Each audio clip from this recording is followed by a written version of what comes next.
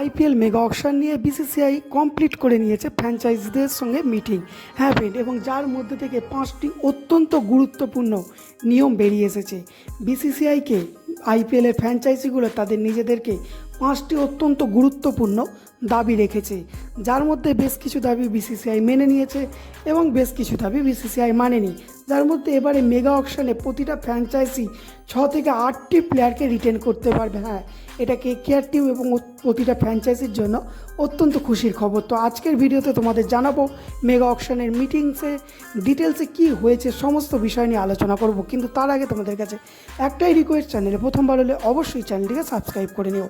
দেখো, মেগা অকশনের যে মিটিং হয়েছে সেখানে বিসিসিআইয়ের কাছে ফ্র্যাঞ্চাইজিগুলো প্রথমে আরটিএম কার্ড 8খানা করার দাবি করেছিল। হ্যাঁ, আরটিএম কার্ডের মাধ্যমে প্রতিটা ফ্র্যাঞ্চাইজি নিজেদের 4টি প্লেয়ারকে রেখে দিতে পারবে এবং বাকি প্লেয়ারকে রিটেন করতে পারবে।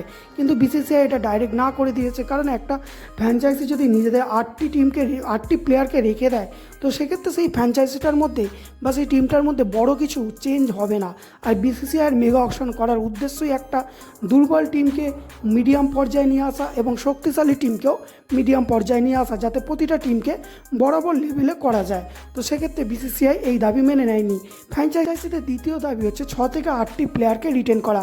অর্থাৎ এটা হয়তো বিসিসিআই মেনে নেবে, হয়তো 4টি প্লেয়ারকে রিটেন করতে বলবে এবং বাকি 2টি প্লেয়ারকে আরটিএম কার্ডের মাধ্যমে রিটেন করবে। অর্থাৎ প্রতিটা ফ্র্যাঞ্চাইজি বা টিম কম করে 8টি প্লেয়ার থেকে 6টি প্লেয়ারকে নিজেদের দলে রাখার জন্য দাবি করেছিল, কিন্তু মিনিমাম 6টি প্লেয়ারকে এবার রাখতে পারবে। এটা খুবই গুরুত্বপূর্ণ একটা খুশির খবর কেকেআর টিমের জন্য, কারণ কেকেআর টিম চ্যাম্পিয়ন হয়েছে এবং তাদের বেশ 6টি গুরুত্বপূর্ণ প্লেয়ারকে রাখতে পারবে, যেখানে এতদিন মাত্র 4টিকে রাখতে পারতো।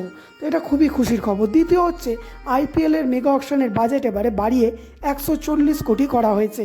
হ্যাঁ, এতে করে কেকেআর টিম এবং বিভিন্ন ফ্র্যাঞ্চাইজিগুলো বড় বড় প্লেয়ার যেরকম রোহিত শর্মার মতো প্লেয়ারকে অনেক বেশি দাম দিয়ে কিনতে পারবে। এটা খুবই খুশির খবর ক্রিকেট প্রেমী দর্শকদের জন্য। এবং আরও একটি রুলস করা হয়েছে, যেটা একটা আনক্যাপ প্লেয়ারের জন্য খুবই ভালো খুশির খবর। যেরকম রিঙ্কু সিং আনক্যাপ ছিল, কিন্তু খুব ভালো পারফরমেন্স দেখাচ্ছিল, কিন্তু সে কেকেআর টিমের হয়ে মাত্র 55 লাখ টাকায় খেলে। তো এবার বিসিসিআই জানিয়েছে কোনো প্লেয়ার যদি আনক্যাপ প্লেয়ার 2 থেকে 3 বছর যদি ভালো পারফরমেন্স করে, তখন তার প্রাইজ মানি 30 থেকে 50 লাখ টাকা বাড়িয়ে দিতে হবে সেই ফ্র্যাঞ্চাইজিকে।